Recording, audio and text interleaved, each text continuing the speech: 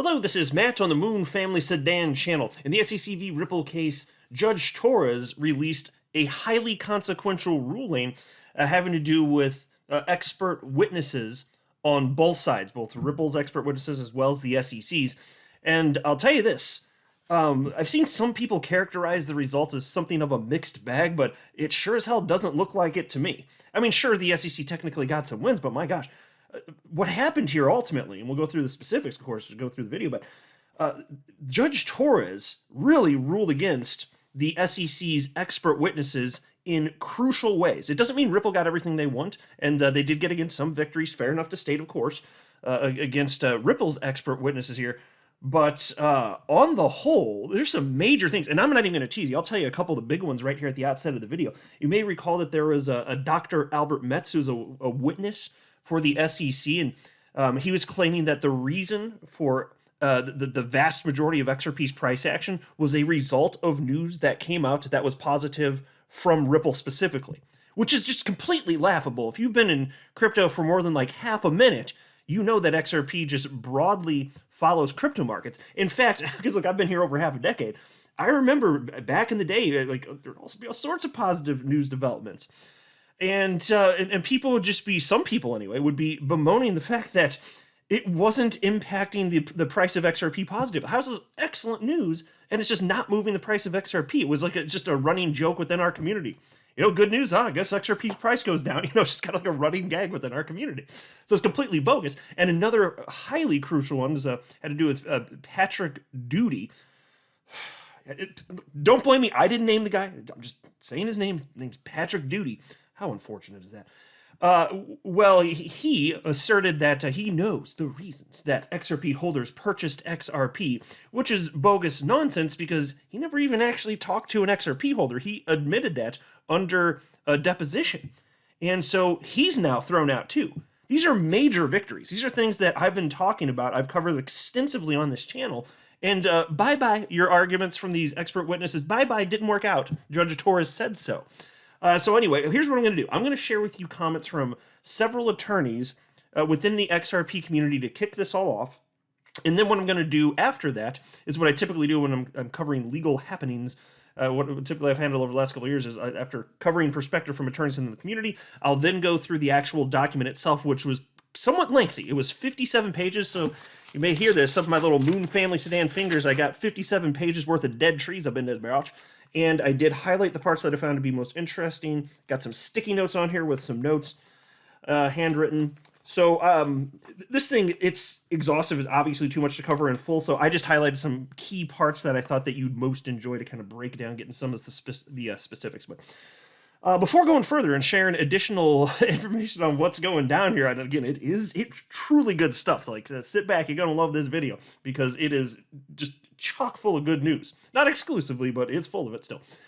But I want to be clear, I do not have a legal or financial background of any kind. I am not offering legal or financial advice, and you definitely should not buy or sell anything because of anything I say or write. I'm just an enthusiast who enjoys making YouTube videos about crypto-related topics, but just as a hobby and just for fun. All right, so the news broke today. I mean, okay, so fine, technically at the time I'm recording this, it's after midnight. It's like 1:47 a.m., but I am going to sleep, so I still count it as today until I go to sleep. So today, at 5:52 p.m. Central Standard Time, which is my time zone, XRP community member and attorney James K. Filan shared this breaking news, and he wrote, breaking, Judge Torres issues ruling on parties' motions to preclude expert testimony. And you may have already noticed this if you're looking at your screen. We've already got XRP community member and attorney Fred Rispoli, who wrote, very, very hot take is this is much worse for the SEC than Ripple. Ripple did take a few losses, though. Yeah, and so that's my assessment as well. Ripple took some hits. Okay, sure, fair enough. But on some of the most consequential, points made from the SEC's, quote-unquote, air quotes, experts, total takedown. Judge Torres ain't having it. This is a really good sign here.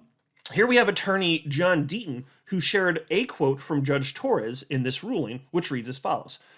Ripple's motion to exclude expert number 1 from testifying is granted as to his first opinion about the perceptions of a reasonable XRP purchaser and denied as to the remainder of his testimony, end quote. And then Attorney Deaton says, Now try and tell me XRP holders don't make a difference. Yeah, so don't forget all the sworn affidavits, literally thousands of sworn affidavits from XRP holders that John Deaton sent in to Judge Torres. Do you think it might have had a real positive impact? Because I think the answer is yes. All sorts of individuals explaining why they purchased XRP. And here you have, obviously, the referencing to Patrick Doody here, claiming as an quote-unquote expert, but he knows why you purchased your XRP. What bogus nonsense. He didn't even talk to anybody. Not a single XRP holder. And then Attorney Deaton shared another quote from Judge Torres in this ruling, which reads as follows. Defendant's motion to preclude expert number 4 from testifying is granted as to his third opinion about the risks to the XRP ledger that might materialize if Ripple walked away or disappeared, and denied as to the remainder of this testimony, end quote. And then Attorney Deaton says, what's this mean? Because again, just to be clear, the question is, if Ripple ceases to exist, what happens to the XRP ledger? Because their expert was making this claim that,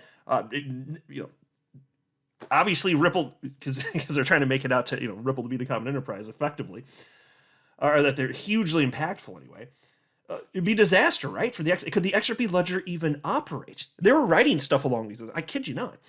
And so what does this all mean? Because again, Judge ain't having it. And so Attorney Deaton says, it means that over 50 affidavits we submitted from independent developers on the XRP ledger, and the Spend the Bits amicus brief probably didn't hurt to show that the XRP ledger could survive without Ripple. And so we, being informed within the XRP community, we know. And look, I think most of us like Ripple. I like Ripple just in general. But I think we all understand that if Ripple went away, the XRP ledger, it's going to keep chugging along. And there are absolutely tons of other developers that will continue to use it. And then there was also this. John Deaton shared another quote from Judge Torres, which reads as follows. Ripple's motion to exclude expert number 1 from testifying is granted as to his first opinion about the perceptions of a reasonable XRP purchaser, and denied as to the remainder of his testimony, end quote. And then Attorney Deaton says, now try and tell me XRP holders don't make a difference. And somebody named Dr. Giggles on Twitter here, that's a fun little name, wrote, thanks, John Deaton. Does this give any suggestion or hint on the remaining time till summary judgment? So what he's asking right there, obviously, is when's the case over, right? Because in theory, it's over when we get to news on the rulings of summary judgment, unless it goes to jury trial. And here's what Attorney Deaton has to say. He thinks, it's about over. He says, I seriously doubt that we see a significant delay from here. Could be tonight or in a couple weeks. Literally tonight, we could see a ruling from Judge Torres on this. But even if we have to wait a little bit, and I mean, obviously, at the time I'm recording this, it's damn near 2 in the morning. 1:51 a.m. is the time I'm recording this. So, yeah, we're probably not literally getting it tonight. And not at this point, anyway. But, you're going to wake up one day soon, in all likelihood, and you're going to see headlines. Or if you're on social media, you're going to see people screaming about what's going on, positive or negative. And in terms of what is actually going to happen, there's a lot of people speculating that this idea of, the quote-unquote split the baby theory has been posited by attorneys within the community. That perhaps would be the most likely. Maybe it requires a little bit too much reading into, Judge Torres's tone, but that idea would effectively be, okay, so maybe Ripple gets penalized and they're found guilty of some sort of infraction with specific transactions, but makes it pretty clear that, on a go-forward basis, for whatever the rationale may be, the transactions would no longer be included under any sort of securities regulation from the SEC. There could also be claims, of course, having to do specifically with secondary market transactions. And I think Judge Torres understands just how consequential a ruling is going to be. She understands that the ecosystem, XRP ecosystem, very diverse. And I would be very surprised if she doesn't do something to put that issue to bed. I mean, and now she even knows also that issue was put to bed, even in the library case where library lost. Even that judge in the remedies portion said, the secondary market transactions, that's not what I'm ruling on here. So clearly that's not a part of what, and that's what we need. Even if Ripple technically loses, which might happen, as long as there's a path forward for XRP, I'm going to sleep easy. I won't care very much. As long as there's a path forward for XRP and secondary market transactions can persist. And I do think that's what's most probable, although I acknowledge we could get a bad ruling. I'm very optimistic to this point. And then there was this tweet from Fox Business journalist Eleanor Terrett, who wrote, it's worth noting that the SEC lawyers tried to get Judge Torres to ban John Deaton from participating in this case partly because he disclosed the name of their expert witness. Not only did she not ban him, she agreed with him that Duty shouldn't testify about XRP holders. And that is pretty sweet right there. I do like that. But the idea that they actually did is ridiculous. And Attorney Deaton had something to say about that. He retweeted what Eleanor Terrett shared there, and Attorney Deaton wrote the following. They literally asked the judge to revoke my amicus status over my motion asking permission to file an amicus brief challenging this so-called XRP holder. These Ivy League SEC lawyers aren't the best poker players, I take. Now, folks, think about that. So this Patrick Duty guy, he comes out and says, I know why XRP holders are purchasing. It's because of Ripple. And then John Deaton just wants to have an opportunity to respond to that. And so he requested an opportunity to respond to those claims. And now we see that, because we just found out in this ruling, Judge Torres threw out those claims. So she's clearly siding with Attorney Deaton on this. And I love to see it. It's something that's highly consequential. Judge Torres is not falling for it. And then we have this from Attorney Jeremy Hogan. He wrote, the SEC has to prove that you had a reasonable expectation of profits from Ripple's efforts. And the judge just struck the SEC's only expert witness on that subject. So now, how the heck can the SEC prove reasonable reliance? Who will testify? Just thinking out loud. Smiley face, which is an excellent question. And so, mind you, this was right after this news broke. People are still trying to digest this. He tweeted that out at 6:40 p.m. So less than an hour into this. He did end up coming up with an answer though on his own a little bit later. What time was this? So then by the time 7:27 p.m. rolled around, he shared a follow-up tweet. Attorney Hogan wrote the following, and he said, "Well, I hate to answer my own question, but apparently the judge thinks that expert number 3's opinion as to Ripple's incentives and actions to influence XRP price is relevant to the issue of reasonable expectation of profits, but seems fairly weak sauce to me." Yeah, so that's what Attorney Hogan said. So he doesn't think that this is highly consequential, but Judge Torres, unfortunately for us XRP holders, and again, it may not be a big deal, but Judge Torres did, just acknowledging the truth here, Judge Torres did leave this door open that Ripple's activities could have influenced market. Well, you could think market price XRP, but whether or not XRP holders have done what they've done, right? And the part that he shared that led to that perspective was this from Judge Torres. It's a little snippet from the ruling that's on your screen, which reads as follows. Lastly, the court rejects defendant's argument that expert number 3's opinions are irrelevant and unfairly prejudicial.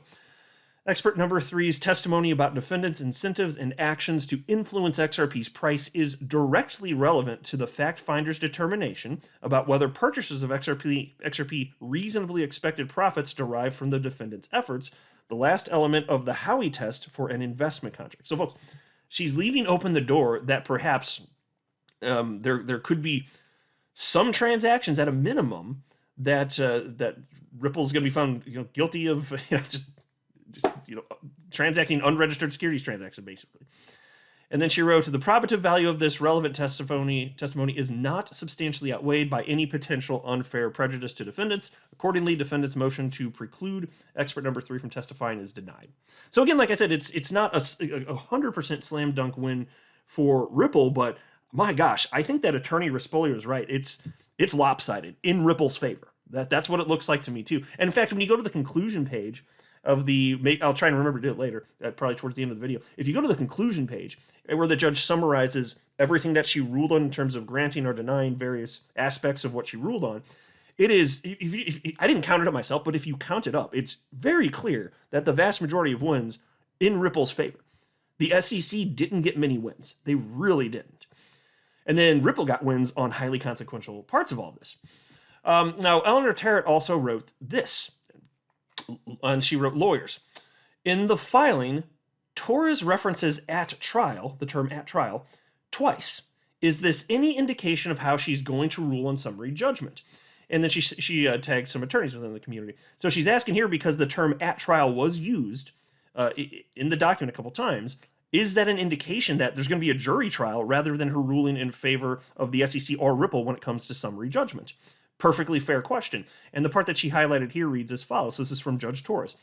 At trial, defendants may question expert number one about his specific experience with the cross-border payment industry, but assertions that the witness lacks particular educational or other experiential background go to the weight, not the admissibility of the testimony.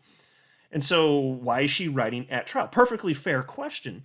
But is she just saying in a general sense, should this go to trial? Is she just speaking in generalities? Is this the way that when you're writing this type of thing up, you just type it?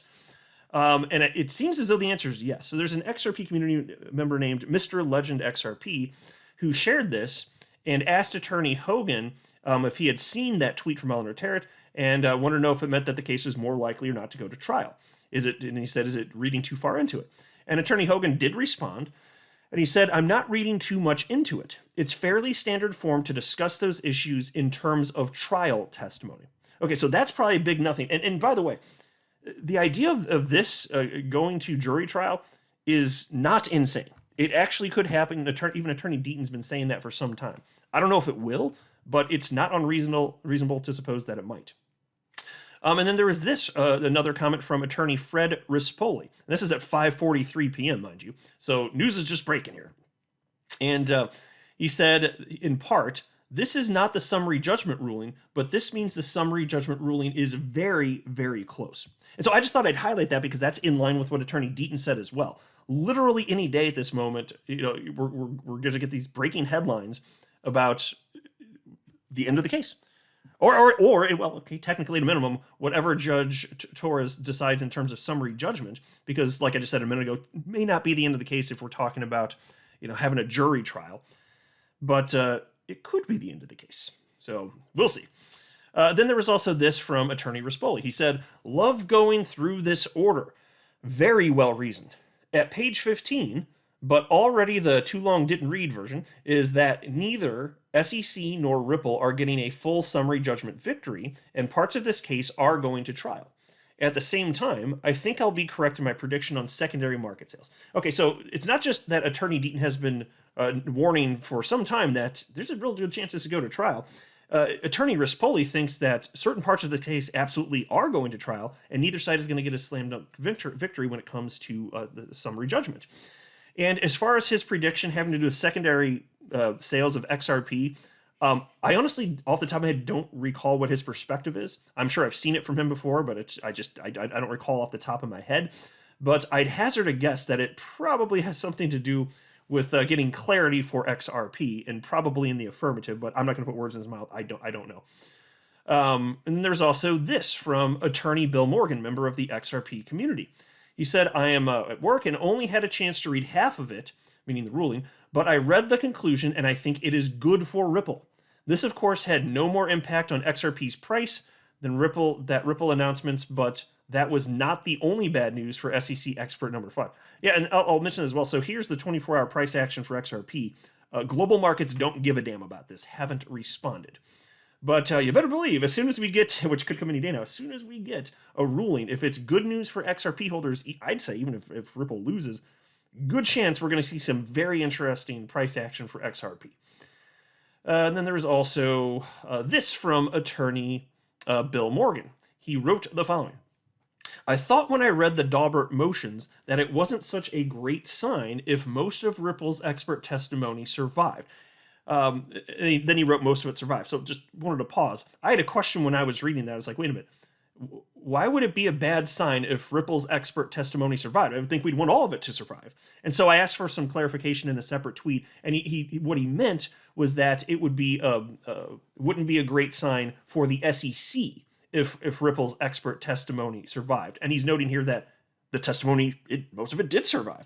And then he says, I am glad to see most of Alan Schwartz's report is admissible. It is relevant to the Blue Sky issue. As Judge Torres said at page 29, quote, how to interpret the Supreme Court's reasoning in Howey is the central question in issue in this case, end quote.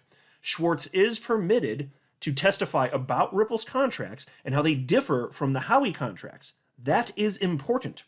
Further, the judge accepted that the contracts and their provisions are relevant to the issue whether an investment contract exists. She found that Schwartz's evidence is relevant to this analysis. So I'll pause note. Another very important win for Ripple, obviously. And then Attorney Morgan says, I was also heartened that the judge accepts that XRP having a use is relevant to the inquiry as to the third prong of Howey.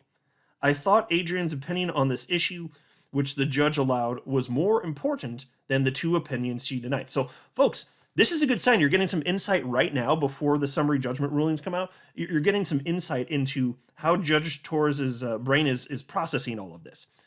So when you're talking about additional use cases for XRP being relevant for the third prong of Howey, what's the common enterprise? If there's all sorts of participants globally within the XRP ecosystem, is that something that she's going to put weight on?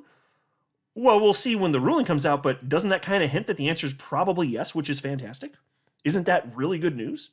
I can see why Attorney Morgan wrote that he's heartened by that. Yeah, absolutely. That would be gigantic. Because in order for the SEC to win, they have to prove that XRP passes the Howey test, or specific transactions do, but it has to be every single prong. If it's just 3 of 4 prongs, SEC loses. So right here, you're getting some insight into what's she thinking about that third prong. Well, it's not looking good for the SEC based on that. So again, I not to get too hard ahead of things, but I can totally see why Attorney Morgan is saying what he's saying. Now, let's go ahead and jump into this document, and I'll share with you the parts that just a few parts that I found to be the most interesting here. But again, this damn thing's 57 freaking pages. It would be a bit too much to go through literally all of it. But I always pick and choose when it comes to these legal documents. I've always just pick and choose what I find to be most interesting and important. So here I'll start right here. Just to note that this is how Judge Torres kicked this off. She noted, before the court are the parties' motions to preclude expert testimony from consideration at summary judgment and trial. For the reasons stated below, the SEC's motion is granted in part and denied in part, and defendants' motions are granted in part and denied in part. And so this is all, it's 100% about the expert witnesses on both sides. Are they going to be allowed to participate? And again, to the people that say it's mostly a mixed bag, I just respectfully disagree, although there were some wins on both sides. I think that it's heavily in favor of Ripple, to be perfectly honest with you here. So let's go ahead and jump to, what page am I going to? Oh, and I just ripped off my sticky note. No, I don't know what the hell page I'm going to. That's rather unfortunate. All right, I gotta flip. I'm sorry, guys. I gotta flip through. It might have been page 8, if memory serves me. Nope. Of course, I ripped it off right as I'm about to go to it. Here we go. All right, so I need to go to page 9 now. Let me get that on the screen for those of you that care to take a gander, see, visualize what is going on. Yeah, so we start right here at the top. And again, this is pretty clearly Patrick Doody. So the expert witnesses, none of them were called out by name, but their names are not top secret. This is publicly available information. And so just by noting what is being discussed and what various experts are asserting, we can figure out who they are. And I know who a couple of them are. I already cited them. There's Patrick Doody and then also Dr. Albert Metz. And so this first one, this is Patrick Doody, who has a very unfortunate name. So anyway, it reads as follows. Defendants argue that expert number 1's first opinion as to what a reasonable XRP purchaser believed should be excluded because he lacks a reliable methodology to support his opinion. The court agrees. Expert witnesses, including those testifying from experience, must use the same level of intellectual rigor that characterizes the practice of an expert in the relevant field. So I'll just pause a note here. This is Judge Torres agreeing that Patrick Doody's perspective as to why an XRP holder purchased XRP, it doesn't meet the standard under law, which is the actual legal requirement, in order for an expert's perspective to be considered at trial or for summary judgment here. It just doesn't meet the standard, and it's far off. And it shouldn't be surprising, because even for people like me, and I know most of you too are not lawyers, so there's plenty of lawyers in our community, but most of us, even not being lawyers, if you just understand what this guy was asserting, that he knows why you purchased your XRP without having to ever even talk to a single XRP holder, how can that pass the smell test? It sure as hell most certainly does not. And then jumping down to this part reads as follows. This again from Judge Torres. Actually, no, it was right here. This is where I want to jump in. Expert number 1 does not explain how his personal experience as an investor is a sufficient basis for his expert opinion about how others decide whether to purchase XRP. He does not cite any sources supporting his method of measuring the perceptions of XRP purchasers or their behavior. And at his deposition, and folks, listen up because this is my favorite part, and at his deposition, expert number 1 conceded that he did not speak to any purchasers of XRP in preparing his report. So, folks, I've bitched up a storm about that fact just in so many videos because it really grinds my gears. It seriously grinds my gears. And I was like, I don't know how Judge Torres could fall for that. Not that I thought she would, but it's like, I don't know how she could. And here you can, it's right on your screen, see, she did not fall for it. That would have been completely absurd. So this is very good stuff here. Like, so far it looks like, justice is being done in this regard. So that's good to see. And then let me scroll down to the next page. And let me highlight right here's where I want to cover. Accordingly, defendant's motion to preclude expert number 1 from testifying as to his first opinion about the perceptions of a reasonable XRP purchaser is granted. And then here you have expert number 1 and defendant's motion to preclude expert number 1 from testifying as to the remainder of his opinions, including those in his rebuttal, is denied. So here's the thing, though. Duty's strongest and most important argument has been thrown out by Judge Torres. It's out, never to be seen again. And so anything else that's left in there, okay, fine, you got that SEC, I guess, but the most important thing's gone. So say the rest of your crap, but the thing that would have been most consequential in a positive way for the SEC, it's gone. I'm thrilled about it. Honestly, I'm fine. Didn't get everything thrown out, but I'm thrilled. I am completely satisfied by that. They're not. I'm mostly satisfied. I'm like 90% satisfied by that, to be honest with you. Now let me jump on down to. I think I'm going to page 19. Yeah, all right. Let me scroll on down here. So we're getting to another expert witness now. And let me get a little bit lower here. One sec here. All right, expert number 4. All right, the SEC offers the testimony of expert number 4, who holds a PhD in distributed systems and has 18 years of experience in computer science. Expert number 4's area of expertise is fault-tolerant distributed systems, which is at the core of blockchain and decentralized systems. And folks, I'll just note here, I'm not sure who this is. I mean, I think our community kind of figured out who all of the experts are. I'm not sure off the top of my head which expert this is, but what's more important are the arguments anyway, so those we can go through. They're on your screen anyway. So anyway, Judge Torres wrote, in his expert report, expert number 4 offers 3 opinions. Number 1, the XRP ledger is not a decentralized system and is less decentralized than the Bitcoin and Ethereum blockchains. And number 2, Ripple's efforts are necessary to support the proper functioning of the XRP ledger. So I'll just tell you right now, Judge Torres is allowing those arguments to move forward so they can be argued in court. Now, that does not mean that she agrees or disagrees with the statement. She's just saying that in terms of the standard of what should or should not be thrown out, just based on the standards as she cited in here, it's something that just needs, if it goes to trial, that's where you hash it out. But just having a disagreement is not sufficient grounds to not have it listed. Now, as far as those concepts, it's just complete and utter garbage. The idea that the XRP ledger is not decentralized, holy freaking hell! This just sounds like a FUD piece that you see from a Bitcoin maxi troll. Just living under a bridge, staying warm next to a dumpster fire, charging unsuspecting victims who want to cross a bridge exorbitant fees in Bitcoin. And then having to wait sometimes days during times of high congestion just to cross the damn bridge. A miserable existence of the life of a Bitcoin maxi troll. But that's the type of crap that you'd see from those little bitch asses. And so here, the fact that this expert is arguing this stuff, it is laughable to anybody. Because look, I'm not pretending to be some sort of expert on anything, honestly. I'm just a dude on the internet. But I know without question this is BS. it's absolutely untrue, and I don't know how it's like an unbiased human could truly believe otherwise. Um, but and then the idea that Ripple efforts are necessary to support the proper function of the XRP ledger, son, I think it's something like, what is it, like 4% of XRP ledger validators are run by Ripple? Like, does he know how the damn technology works? If Ripple ceases to exist, or even if, okay, not even that. Let's just say Ripple takes down their validators. Just right now they decided to do that. The XRP ledger continues to function because they have 4%.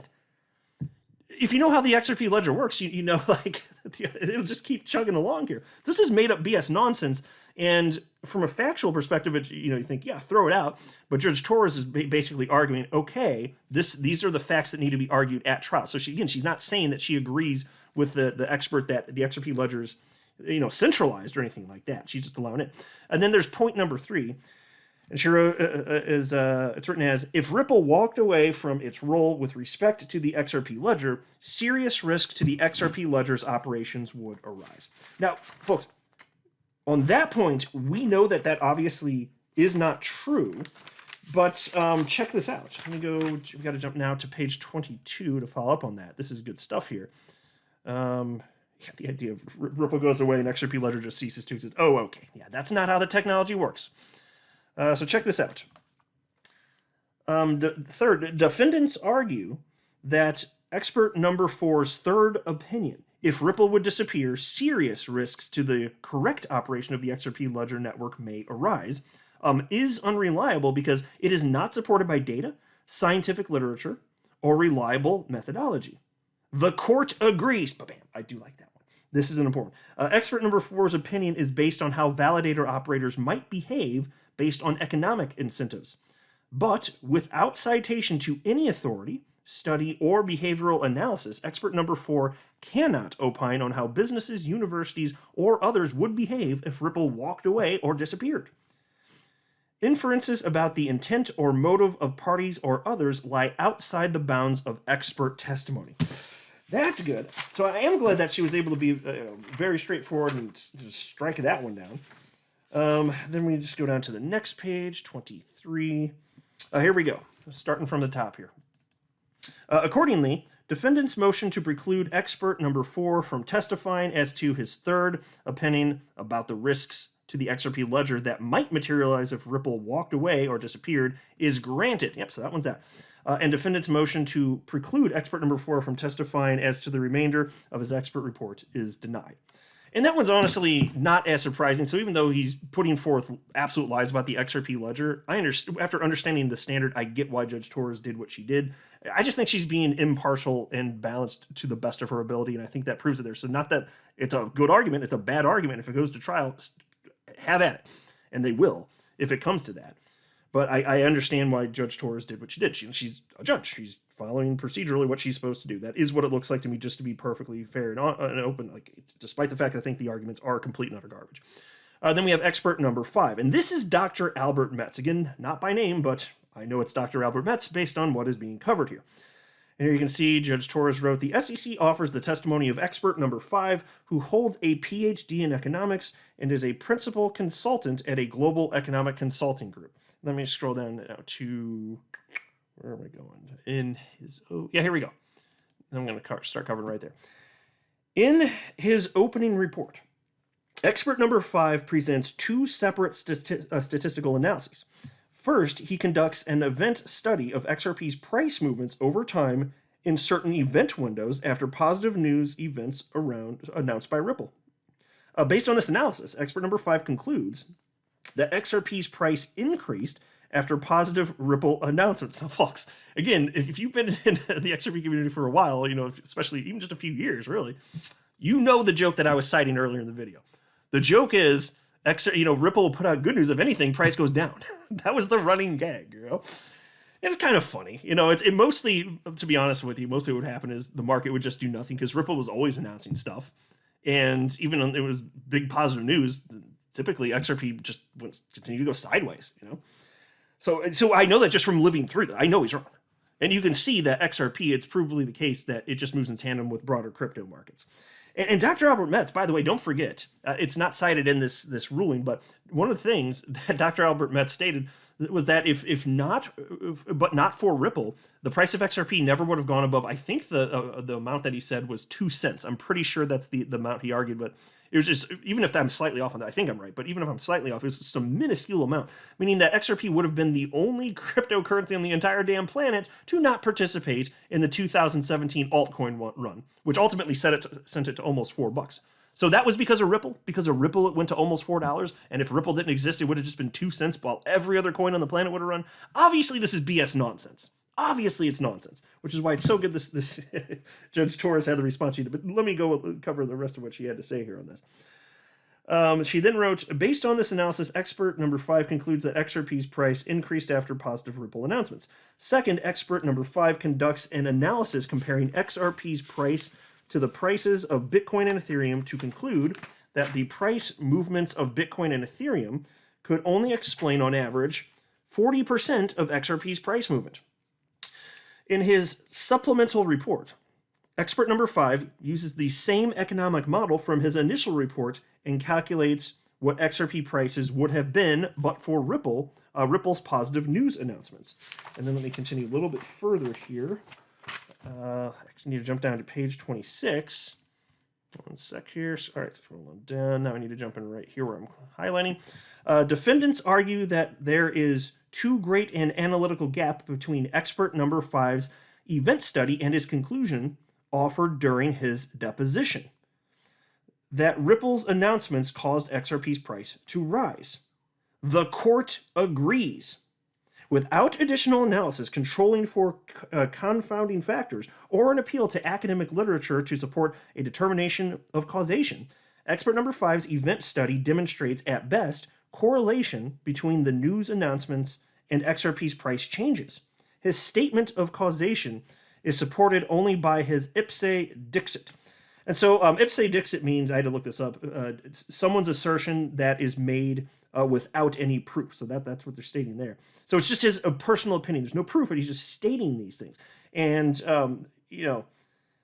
Dr. Metz's most important claim that Ripple's actions cause price action of XRP has been thrown out of the case by Judge Torres here. And this is consequential, don't you think? Because if people were counting on Ripple, as in they purchase XRP and they're counting on Ripple to do all sorts of stuff, don't you think that people, if the reason that people are purchasing XRP was because of Ripple, then when Ripple had good news, the price would go up? Don't you think that that's an important, when considering Howie, don't you think that's something that's important to understand? Well, of course. And the judge just threw it out. This is incredible, fantastic, awesome news. So anyway, those are just some of the snippets. This video is already obviously longer than most of what I put out, approaching 38 minutes or so. So I'm going to go ahead and wrap it up there, but there's going to be a lot to say about this in the coming days and weeks, no question. And I'm still anticipating that, the attorneys within our community that state, the end is very near. I think that they're going to be proven to be correct here. So any day you could wake up and you could have that incredible news that a decision has been made. Now, the question is it going to be a ruling that we're happy with? So I'm honestly at that stage.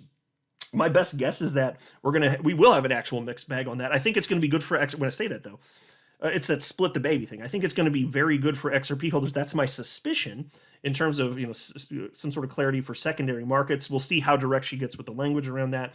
That will be highly impactful as to whether or not exchanges end up relisting XRP, even if she says, okay, this doesn't apply to secondary market transactions. Will that be enough for exchanges to relist XRP? I hope the answer is yes at that point.